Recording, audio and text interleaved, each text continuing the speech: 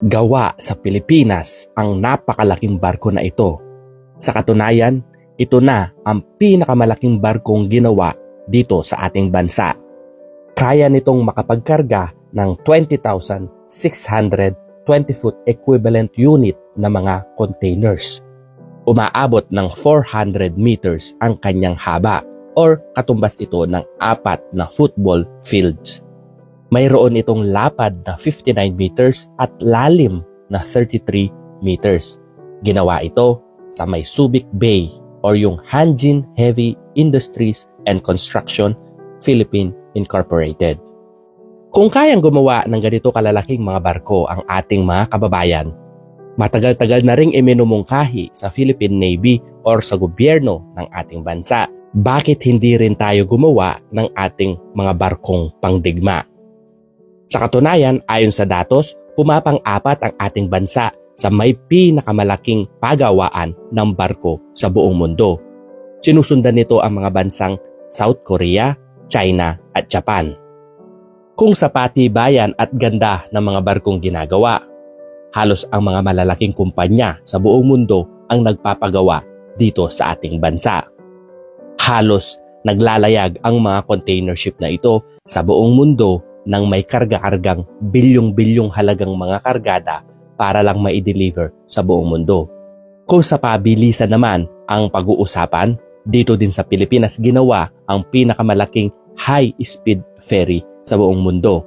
Ito ay ang Express 5. Kaya nitong tumakbo ng 37 knots or 68.5 kilometers per hour sa ating karagatan. Sa katunayan, kaya nitong makapagsakay ng 1,610 na pasahero at espasyo para sa mga 450 na sasakyan. Or kung wala namang pasahero, kaya nitong makasakay ng 617 na mga trucks at 257 na mga kotse. Gawa ang high-speed ferry na ito sa may Balamban, Cebu. At alam nyo rin ba na ang Philippine National Police ay may sarili ng mga patrol boats na gawang Pinoy, 100% nagawa sa Subic at sa Mindanao, Cebu.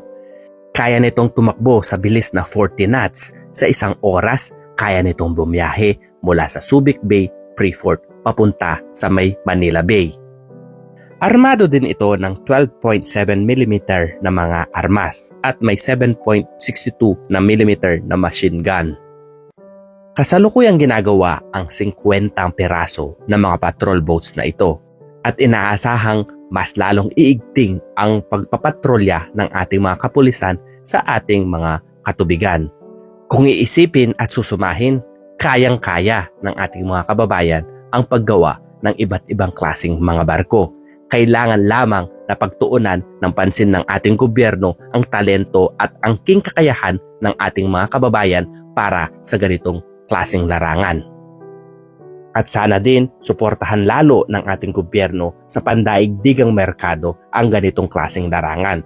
Sana pondohan palalo ang ating mga shipyard kasi nga kapag gawang Pinoy, sigurado pulido.